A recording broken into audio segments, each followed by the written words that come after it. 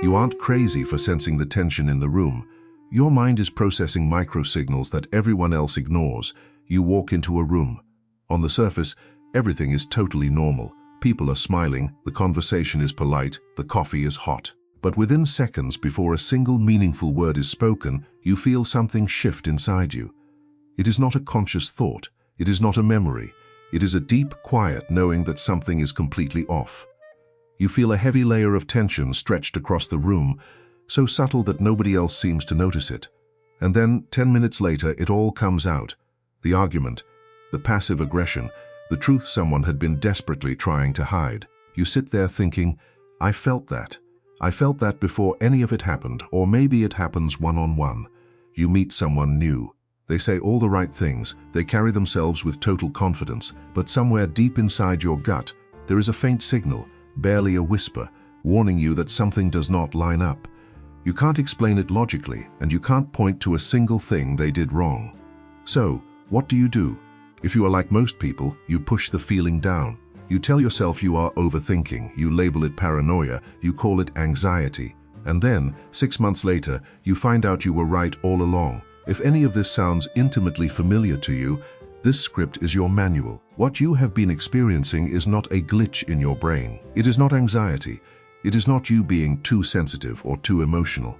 What you are experiencing is a highly sophisticated form of perception that most people simply do not have access to. Carl Jung, one of the most brilliant minds in the history of psychology, spent his career exploring the deepest layers of the human mind.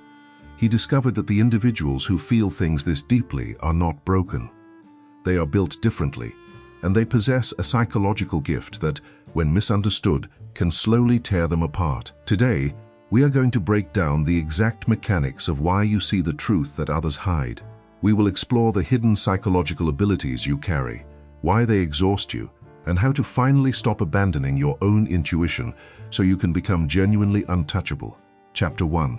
The Anatomy of the Sixth Sense. Let's start by destroying a myth that the wellness industry loves to sell. When people hear words like empath or intuition, they often picture something mystical. A psychic in a dark room with a crystal ball making vague predictions. We need to throw that out. What we are talking about is not supernatural. It is grounded, measurable psychology. Jung called this the unconscious perceptual system. The human mind processes an enormous, staggering amount of information that never actually makes it to conscious awareness. We are talking about micro-expressions on someone's face that flash and disappear in under a second. We are talking about tiny fractional shifts in vocal tone, the way someone's energy subtly changes when a specific topic is introduced, and the slight physical inconsistency between what a person is saying and how their body reacts while they say it. For the vast majority of the population, the brain simply filters this data out. It never reaches them consciously. They are tuned to a very narrow bandwidth of reality, obvious thoughts, overt actions, and explicitly stated emotions. But empaths are wired differently. Their perceptual system is hypersensitive. It captures all of those microsignals, synthesizes them in real time, and delivers a verdict before the conscious mind has even had a chance to catch up. This is why you feel something before you can explain something. Research reveals that a significant portion of what we call intuition is actually just pattern recognition operating at a speed much faster than conscious thought. Your brain is simultaneously processing thousands of microsignals, and when the math doesn't add up, your nervous system sends an immediate alert. We experience that alert as unease, as discomfort, as that nagging gut feeling that something is wrong. Jung called this differentiated intuitive perception. He estimated that the people whose primary way of experiencing the world is through direct perception of unconscious contents make up roughly 1% of the population. You are walking through life experiencing a significantly richer, more intense, and more emotionally complex version of reality than the people around you. But because no one ever sat you down and explained this to you, you assumed something was wrong with you. You thought, I have a refined perceptual system? No, you thought, I am crazy. That single misunderstanding is the root of almost all the exhaustion and self-doubt that empaths carry. You were never the problem, you just didn't have the right map. Chapter 2. The Social Contract of Managed Blindness. If you possess this level of perception, You have probably spent a significant portion of your life feeling profoundly lonely. And it is a specific kind of loneliness. It is the loneliness of standing in a crowded room, watching everything unfold in slow motion, knowing exactly who is lying, sensing who is secretly in pain behind their smile, and realizing that absolutely no one else in the room sees any of it. Why does no one else see it? Jung observed that social groups, whether they are families, friend circles, workplaces, or entire communities, function largely through shared agreements about what will not be acknowledged. Every healthy group relies on a certain amount of what we can call managed blindness. Nobody calls out every underlying tension the moment it surfaces. Nobody voices every uncomfortable truth in real time. There is a collective, unspoken contract to smooth things over, to let certain things go unaddressed, simply so that social cooperation can continue.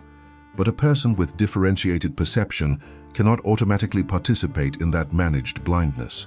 They simply notice the thing that everyone else has silently agreed to ignore. And here is the brutal part. Even when you say absolutely nothing, your mere noticing changes the energy in the room. People can feel when they are being seen too clearly. It makes them deeply, viscerally uncomfortable. And when people feel uncomfortable but cannot rationally articulate why, they look for a scapegoat to explain their discomfort. Frequently, the explanation they land on is you. They call you too sensitive.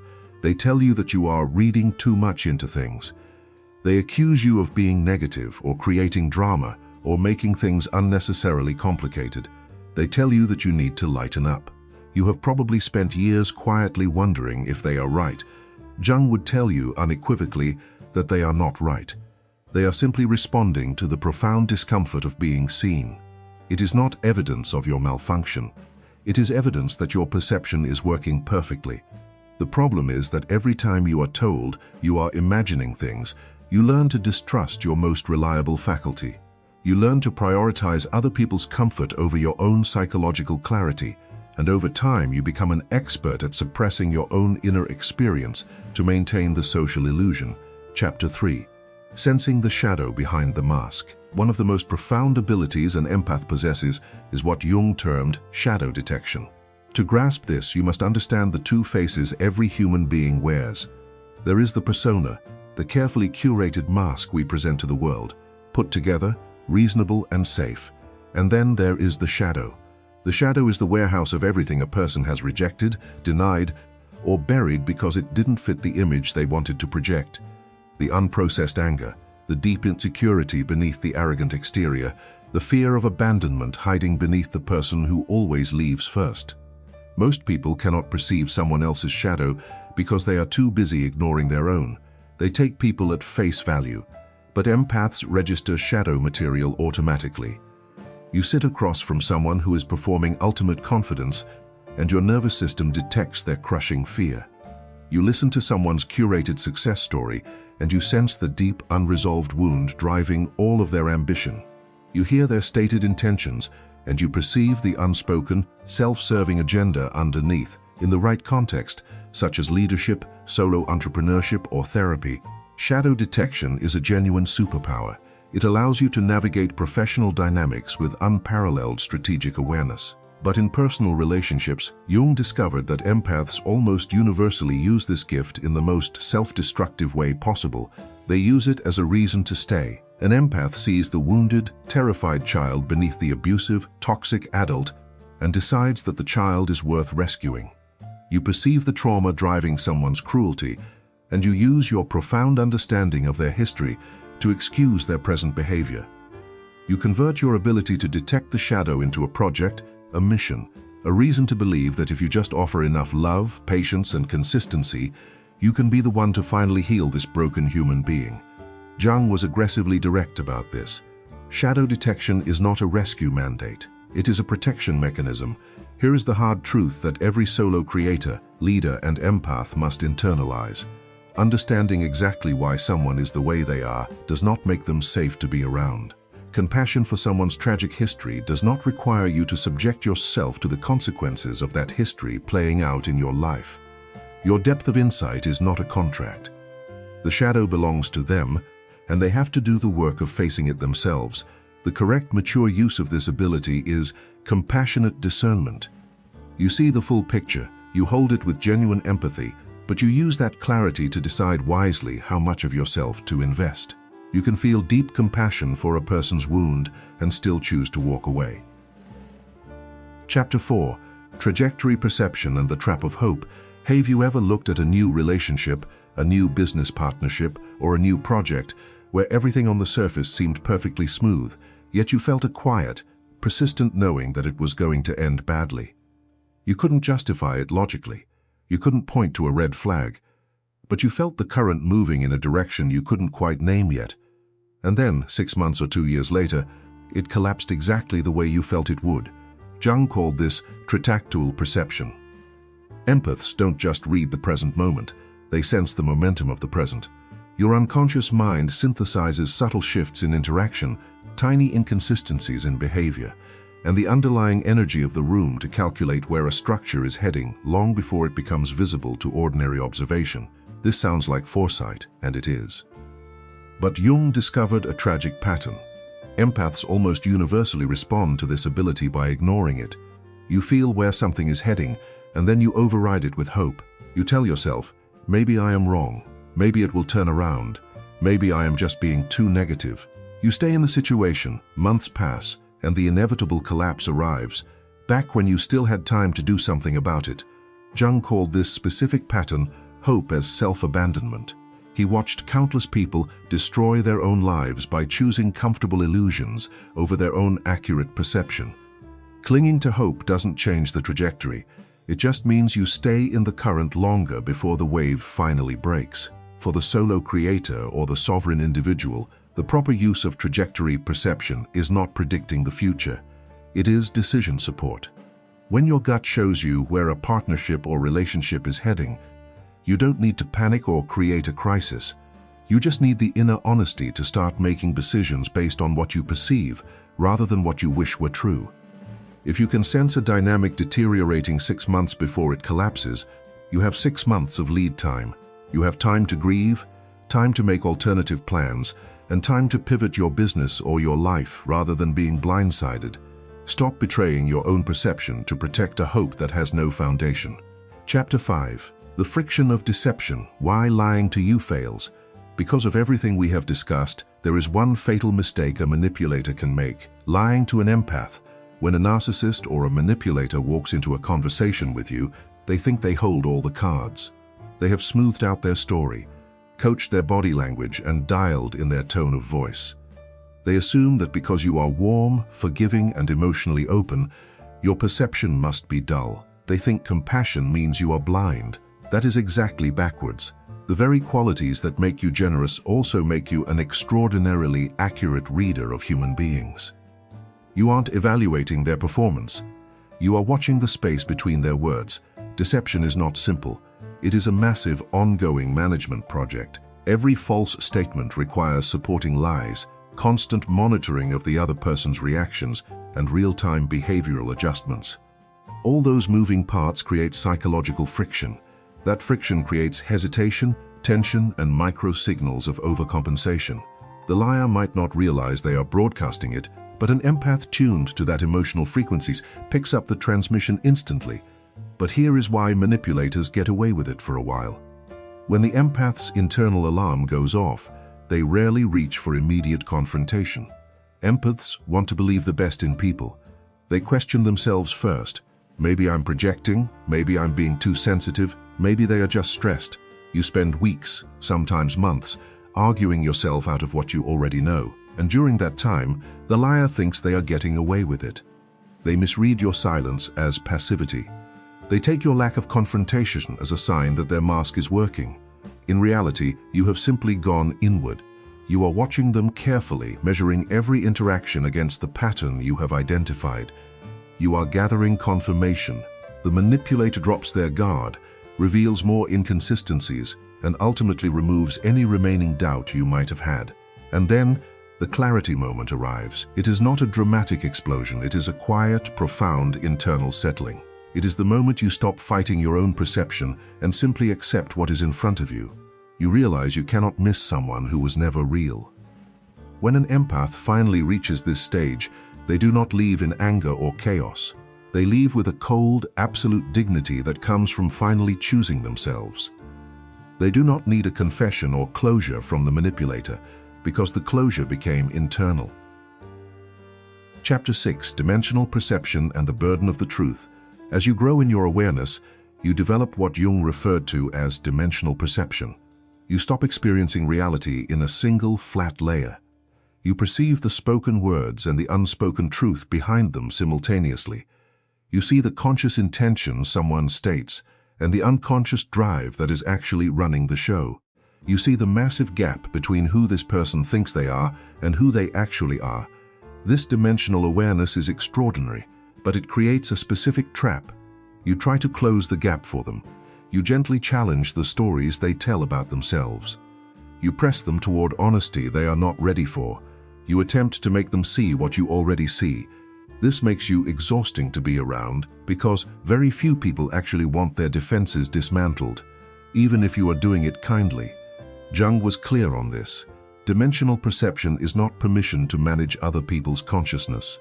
Seeing clearly does not create an obligation to speak. Most people are not ready for the depth of truth you perceive, and pushing it on them only creates friction and resentment.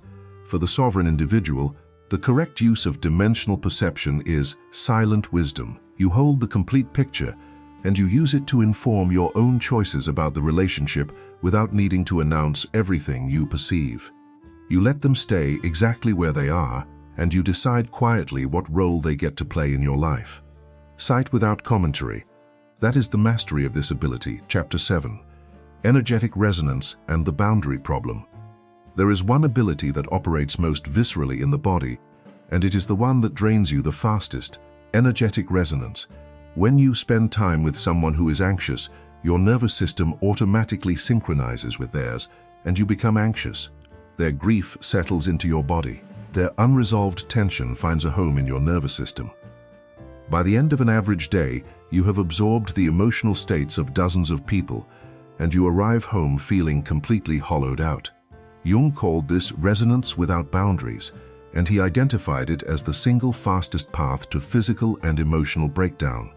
Your nervous system is not designed to run 15 different emotional programs simultaneously. It needs to maintain its own baseline. When it cannot return to that baseline, it becomes dysregulated and exhausted.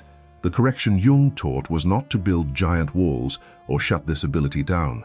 The correction was to make it conscious. You do not resonate with everyone automatically. You choose when to activate this empathy, with whom, and for how long, and critically, you develop a practice of conscious return. After an interaction where you held space for someone in crisis, you take a few slow breaths. You visualize their emotional energy returning to them and yours returning to you. You say quietly to yourself, "That was theirs and this is mine."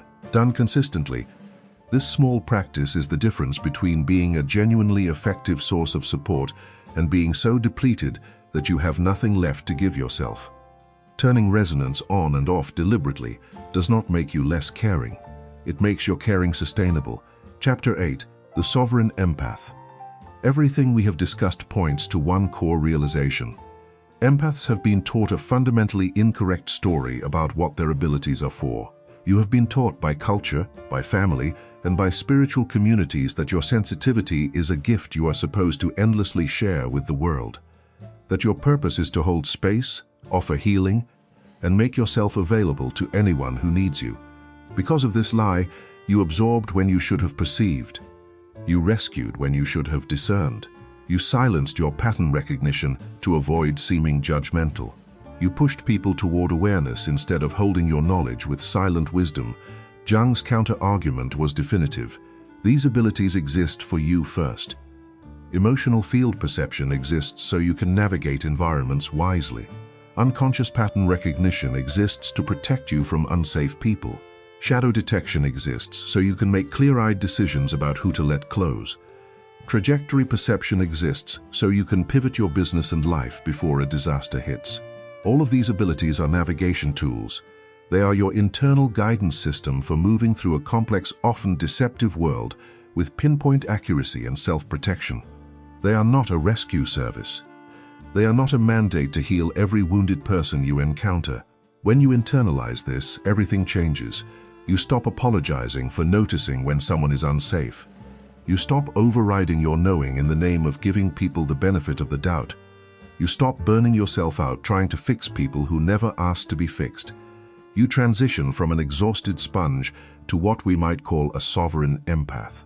You become fully present, but beautifully boundaried, warm, but fiercely discerning. You move through the world not as someone who is overwhelmed by everything they feel, but as someone who feels everything and is never overwhelmed. You become the still point in the middle of movement. From the outside, people who benefited from your old lack of boundaries might call you cold. They will ask where all that openness went. But you are not less open. You are just open in the right direction. You are directing your energy toward the people, the work, and the creative projects that are actually worth investing in. Your sensitivity was never the problem. The problem was being placed in environments that demanded you betray yourself to belong. You are not broken. You are not too much. You are someone whose psychological architecture is tuned to a frequency that most people simply cannot access. Perceive without absorbing, trust without rescuing, see completely without feeling obligated to fix. Your perception is one of the most powerful things about you. It always has been. You just need to stop using it as a weapon against yourself. Start there.